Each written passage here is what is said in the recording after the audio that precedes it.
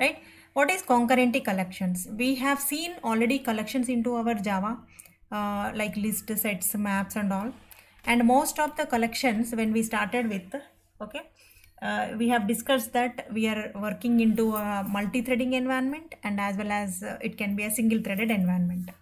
There are certain newly added concurrent collections into Java, so that we can perform the collections related operations even in a multi-threaded environment. We were working with all the types of hierarchy of collection classes called list, sets, and maps, out of which we discussed a few of the collection classes called vector, and then stack, and then hash table. They are synchronized because whenever you are working in a multi-threaded environment, we would like to have thread safety for our application. It means when you are working with the now you have learned about multi-threading and as well as collections, right? Now you have to understand the relation between the multi-threading and your collections. Let's say you have some data in a list or a set or a map. Now the thing is, if a single thread is working on that, there is no issue at all. But as we have learned with the multi-threading concept, now you think about a number of threads are accessing the same resource, shared resources. When we are working with this resource, it can be any type of a collection. If one thread is trying to update the value, one thread is trying to retrieve the values, another thread is trying to delete some values. So what happened to this shared resource while all these threads are running properly and concurrently? So there should be some lock should be acquired. You have learned synchronization, right? If a synchronization is done, a lock should be acquired so that at a time only one thread can access either T1, T2 or T3. Once any of the thread is completed its task, then the lock is released. Wait and notify methods. When the lock is released, other thread will get a chance. When the other thread get a chance, again the other two threads will go to wait state. That is how it will maintain the synchronization. So whenever you are working with a multi-threading environment, okay, either you have to go with a predefined synchronized classes like vector, hash table, or okay, a stack and all. But when you go with that kind of a collections, now your application is becoming slow because you are simply making all the other threads to wait till this operation is completed. So obviously the application will become slow. So how do we overcome such a situation? We need a multi-threading applications, and as well as we need a collections operations. We need to achieve thread safety. Thread safety means your shared resources should not be affected by concurrent threads. Such features are introduced into new classes which are added into our collection API, okay, called as concurrent collections. Concurrent collections means it is not completely synchronized, but when a concurrency action takes place on that particular object, it is going to throw an exception. Concurrent modification exception. An exception is thrown only on that particular operation. That is how we are going to achieve, we are going to best utilize our collection framework by means of your multi-threaded environment. So what are the newly added classes? Okay, blocking queue is a new type of a collection interface which is provided with this concurrency environment. Means in the blocking queue, whenever you are going to add an element, if the queue is full, it is going to throw an exception so that it cannot take another element into that queue, right? That is how it is going to achieve your concurrency issues, the problems with the concurrent threads. Whereas all the previous maps and lists and sets whatever we have, we cannot achieve that. They are not supporting this multi-threaded environment. So that is what is called as a concurrent collections.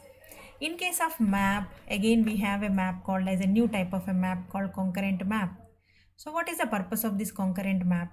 So this is an interface where this implementation class of that is called as concurrent hash map.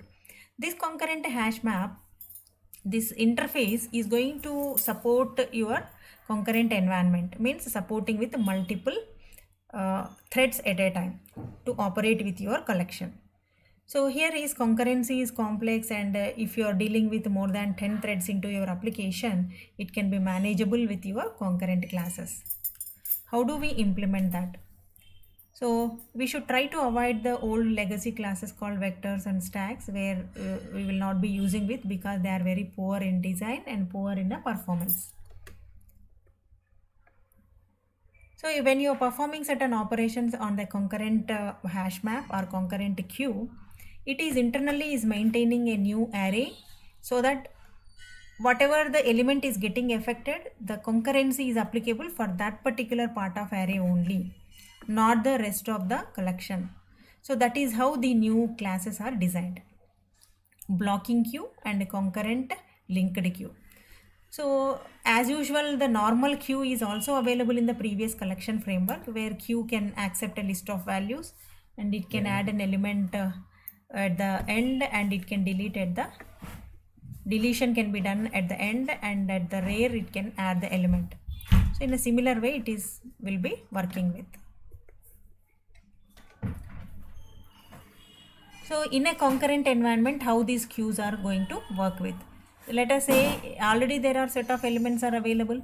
So how do we perform with adding of one more element if the queue is full?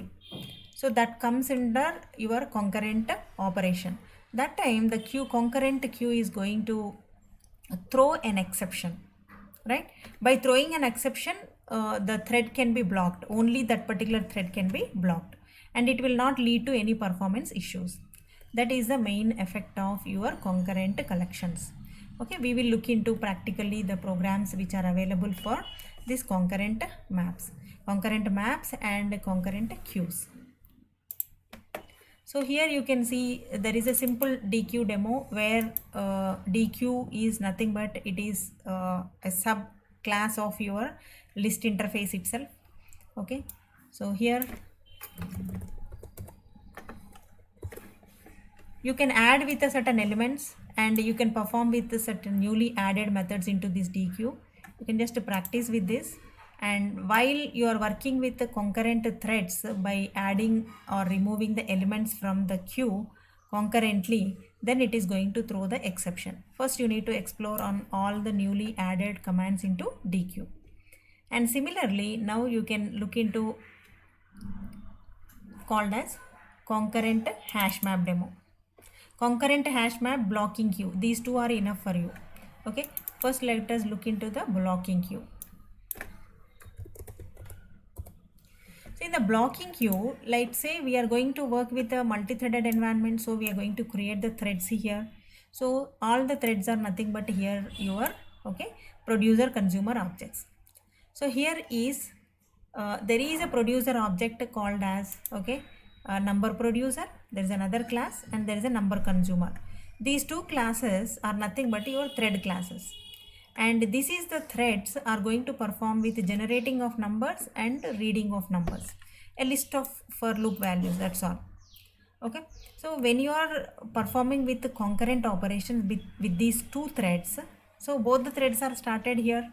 Okay, both the threads are operating on your queue. Okay, it is going to perform on your queue only. So in that case, if you are going to implement with a blocking queue, you are not going to encounter any kind of racing conditions. Okay, that is how you can overcome this. So first all of you can look into one DQ operations first, so that you are comfortable with the practicing with the concurrent queue demo. And next is similar fashion, we also have a concurrent hash map. So concurrent hash map is also again from our collection package only. Okay, so here the advantage is it is going to avoid the racing conditions. Means at a time number of threads are trying to access your concurrent hash map, it will simply throw an exception, and a number of threads can access without any issues. As long as the data is available, it will produce the data. If not, it will throw an exception. And these classes are designed in such a way that it is going to provide with certain newly added features. So if it is absent only, you are going to add it. Okay, otherwise in a normal collection, what happens, if it is already existing, it was throwing an exception. But now the API was improvised by adding such methods, right? See, lots more other concurrent hash map methods are there. API is there, you can just check with these methods. If present, only you can read it. If absent, only you can add it. right? So this is going to avoid so many issues which you can across with the concurrency problems, right? So this is the type of methods you can practice with, and you can just go through these examples. I will share you the programs, concurrent demo program and concurrent hash map program.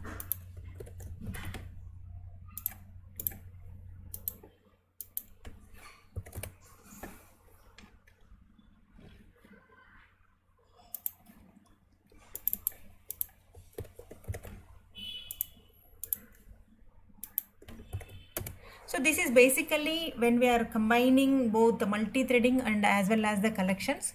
When we are working in a multi-threading environment, we have to make use of appropriate, okay, concurrent collection. We have to make use for our application. And there are two more applications here you can see called, okay, navigable map and navigable set. The same thing is explained here. So what is the purpose of this navigable map and navigable set? Okay, those are the subclasses. Skip list map, skip list set are the interfaces. So we have a navigable set first. What is the purpose of this navigable set? It's a concurrent one, means at a time it will not allow multiple threads. If two threads are trying to share the same resource, it will throw an exception, but it is not built-in synchronized, okay, like vector, like hash table. What happens here, you are going to create a set of numbers. You have lots many methods, like you can have set ceiling 35 means just above 35 what is the next number, okay. Floor 35 means below 35 what is the next number. Head set means if I give 40, above 40 what all the sets are, what all the elements are there, it is going to give you. Tail set means after 40 what is the remaining number of elements are there, okay. Descending set means automatically these values without performing any kind of sorting, any comparator and all, it just gives you the descending order of your set values. Such methods are possible with newly added concurrent collections, okay. You just may need to explore on those classes. So wherever it is useful, you can make applying those newly added collections. So here you can see navigable set, like you can have descending set, tail set, and okay, then head set. Head set means head set 40 means what, above 40, okay, what all the elements are there. Tail set means after 40 what all the elements are there, 50, 80, 100. So that is how you will be having with all the method. Descending set means what, all the set of elements in a descending order you will get automatically, right? So you just go through this program as well. This is also one of a concurrent collection. Similar fashion, like tail set, descending set, head set, those methods are possible with a map. This is called as a navigable map. See, always it is a concurrent skip list map. Previously it was concurrent, okay, skip list set. These type of newly added classes comes under your concurrent patterns, okay. So here you can see all the methods, what all the methods are possible. First entry, last entry, descending map, floor entry, okay, descending map, such methods are possible. So most of the customization can be reduced because such newly added classes and methods are available for us. You need to explore on that part, right? So that's all is enough for concurrent collections available with, okay. What are the newly added methods, you can just try to observe. What is remove, replace, put if present, okay, get if absent, such methods. So whenever you are going to make use of these concurrent collections, mainly when you perform certain operations for a particular element, while update, delete and all, internally it is going to maintain a separate array. Only that particular array is getting affected, rather it is affecting the entire collection, okay. That is how it is managing the concurrent operations into your collections, okay. Earlier we have the total collection to be synchronized, means the vector entire thing is synchronized.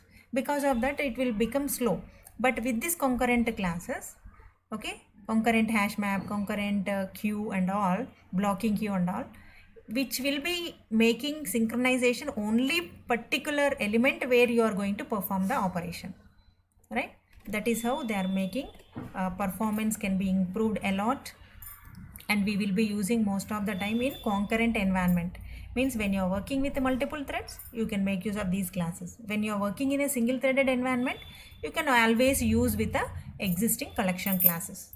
Okay, that is a main advantage of concurrent patterns, that is concurrent hash map and as well as concurrent DQ. Okay, there are some code snippets are given, same thing what we were using into our example. Remove if, okay, if that is possible only you are going to remove it. Okay, you can find with, so where whenever you are finding with, you can make use of your streaming operations called reduce. Possible ways you have to use your Java 8 features. Okay, you wanted to get only the key set. Earlier in the hash map we used to get a key set, right? Now you can make it as a new key set. Few changes are there into your API. And the internal implementation of linked list is explained here, how the linked list is going to perform your queuing operations, like how to add at the head and how to delete at the tail. So such operations are explained. And you can just explore the demo folder to process with all the applications available into concurrent collections examples.